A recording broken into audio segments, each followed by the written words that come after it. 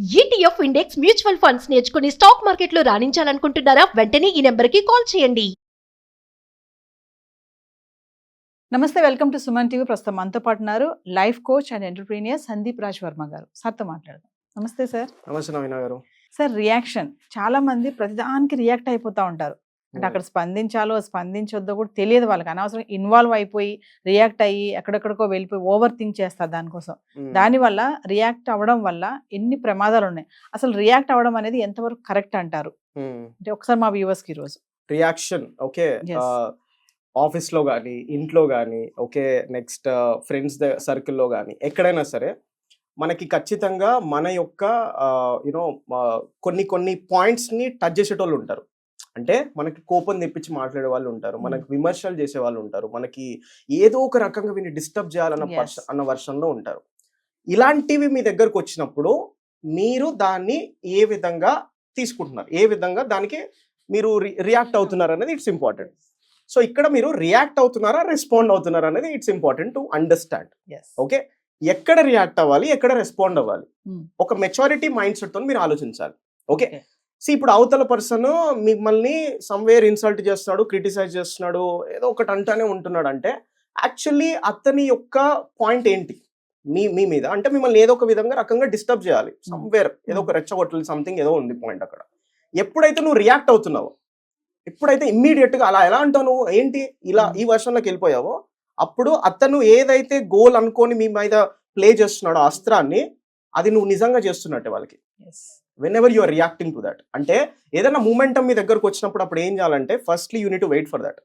అతను ఏదైనా జరుగుతున్నప్పుడు కాసేపు అట్లా కూర్చోవాలి, చూడాలి దాన్ని. ఓకే, ఎందుకు అంటున్నాడు ఏంటి. అదే సిచ్యువేషన్ మీకు ఒక 2-3 గంటల తర్వాత వేరే కనిపిస్తుంది అండి.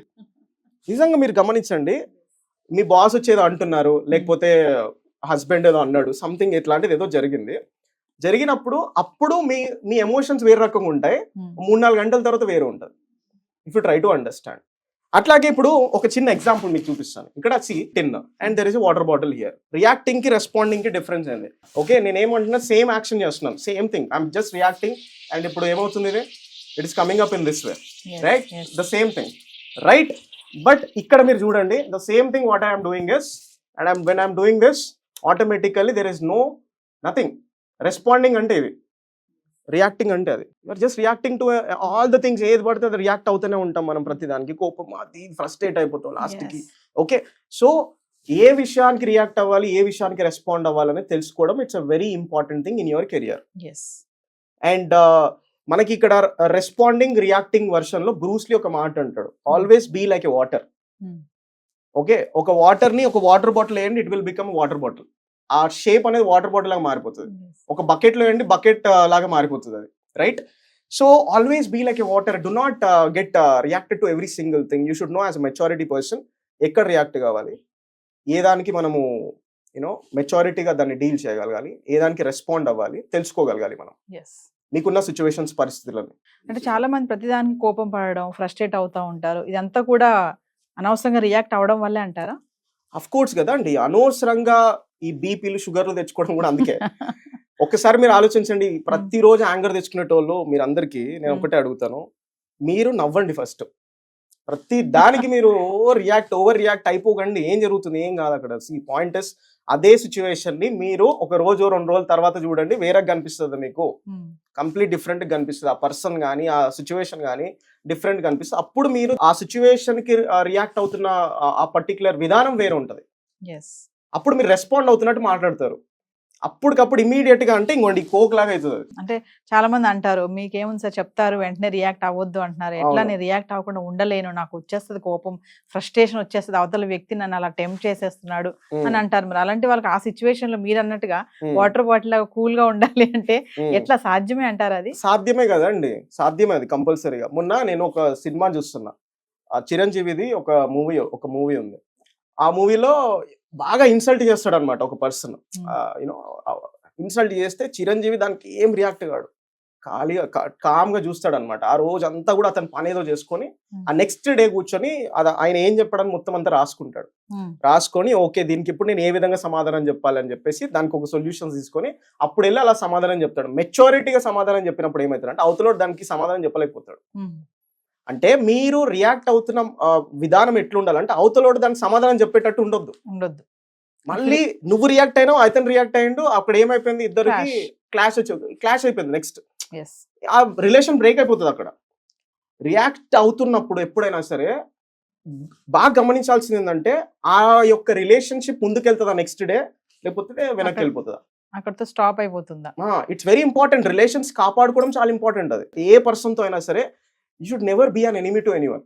ఎస్ పాపం వాళ్ళు ఏదో అనుంటారు, కోపం లేదో అనుంటారులే అన్న మైండ్ సెట్ తో ఉండిపోవాలి. ఆ టైంలో ఇమ్మీడియట్ గా మీకు కోపం వచ్చేసింది అనుకోండి, మీరు రియాక్ట్ అయిపోయింది అనుకోండి, మీరే ఫ్రస్ట్రేట్ అయిపోతారు, మీరే ఇంకా తర్వాత రిగ్రెట్ అవుతారు. అయ్యో నేను అనవసరంగా అనేసిన, పాపం ఏమన్నాడు ఎప్పుడో ఒకసారి అంటాడు అట్లాగా. మీరు చెప్పేది బాగుంది సందీప్ గారు. నవ్వే డేస్ అంత అలా ఓపిక్ గా ఉండడం సాధ్యం అంటారు? అసలు అంత రిలాక్స్ గా, అంటే ఒక మాట అంటున్నాడు అంటే వెంటనే రియాక్ట్ అవ్వకుండా మనము కొంచెం ఆగి అట్లా కొంచెం మీరు అన్నట్టు ఒక ఎగ్జాంపుల్ చెప్పారు, మూవీ ఎగ్జాంపుల్, అట్లా ఉండడం నవ్వే డేస్ సాధ్యమే అంటారా? సాధ్యమే. అది ఒకవేళ సాధ్యం కాదు అని మీరు అనుకుంటే మీకు అసాధ్యం. అది ఇప్పుడు మీ మైండ్ లో మీరు ఏం ఆలోచిస్తే అదే అండి. నేను కూల్ గా ఉండాలి, కామ్ గా ఉండాలి అని మీరు అనుకున్నారు అనుకోండి, కూల్ గా కామ్ గానే ఉంటారు మీరు. నేను ప్రతిదానికి రియాక్ట్ అయిపోతాను, నన్ను ఎవడరా అనేది అనే వర్షన్ లో ఉన్నారు అనుకోండి, చలో ప్రతిదానికి రియాక్ట్ అయిపోతారు. నేను రెబెల్, నేను ఇది అని అనుకుంటే definitely you will play like a rebel itself. Your mind set will be like a rebel itself. అంటే దాని వల్ల ఇలా మనం ప్రతిదానికి రియాక్ట్ అవడం వల్ల మనకి ముందు డేంజరే అంటారు. డేంజర్ జోన్, కంపల్సరీ డేంజర్ ఉంటుంది. హెల్త్ పరంగానే గానీ మన ఆలోచన విధానం కూడా చేంజ్ అవుతుంది కదా. మీ బాడీలో emotions మారిపోతాయండి.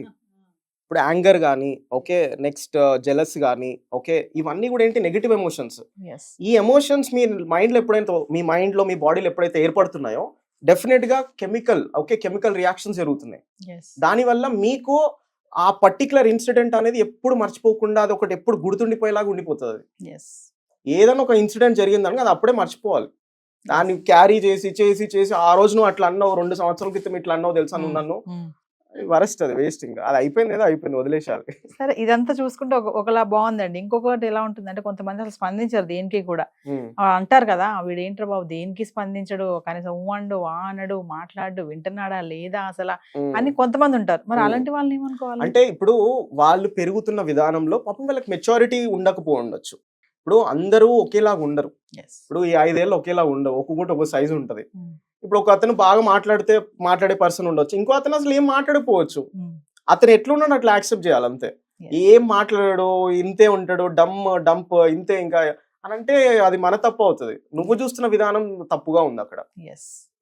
What I can say is think with maturity, accept the person. Okay, అతను ఏం మాట్లాడాడు, ఒకసారి ట్రై చేసినా, 2 సార్లు ట్రై చేసినా, 3 సార్లు ట్రై చేసినా, ఇంకొక 5-6 సార్లు ట్రై చేసినా, ఏం లేదు అక్కడ, రియాక్షన్ ఏం లేదు, ఓకే వదిలేసి ఇంకా దట్స్ ఇట్. సో ఓవర్ గా రియాక్ట్ అయ్యే వాళ్ళు మీరు చెప్పినట్టుగా వాటర్ బాటిల్ ఎగ్జాంపుల్ లాగా కూల్ గా ఉండాలి అంటే ఒక్కసారి మా వ్యూవర్స్ కి ఆల్వేస్ బీ లైక్ వాటర్.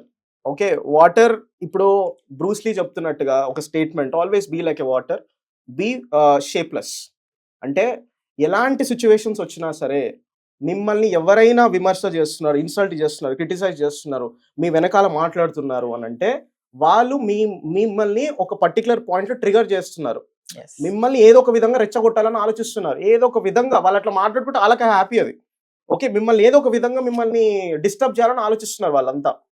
మీరు డిస్టర్బ్ అయిపోయి మీరు రియాక్ట్ అయిపోయారు అనుకోండి, అతని గోల్ అతను సాటిస్ఫై చేసినట్టు, మీరు రీచ్ అయిపోయినట్టు, అతని గోల్ రీచ్ అయిపోయినట్టే, right? So we should never do that actually. అంటే అవతల వ్యక్తి మనం ఛాన్స్ ఇవ్వద్దు. ఎందుకు ఛాన్స్ ఇవ్వాలి? ఏదో అన్నాడు అయితే అయిపోయిందా? ఏదో విమర్శించాడు నిన్ను, ఏదో నీ వల్ల కాదు అది ఇదేదో అన్నాడు అయితే అయిపోయిందా? ఇంకా అతను అనుకుంటే అయిపోయిందా? కాదుగా. అతను అనుకోవడం వల్ల కాదది, నువ్వు పర్సనల్ గా నేను వల్ల కాదేమో, నేను నిజంగా అట్లేమో అనుకుంటే అవుతుంది అది. అతను నిజంగా నిన్ను ఆ ఉద్దేశంతో మాట్లాడుతున్నాడు, ఏదో ఒక తరీకలో మాట్లాడుతున్నాడు అంటే జస్ట్ ఇగ్నోర్ దోస్ పీపుల్ అంతే. ఒకసారి 2 సార్లు చూస్తాం, తర్వాత తీసి పక్కన పెట్టేసాలి అంతే. This is how you need to move forward కదా లైఫ్ లో. Thank you sir. యా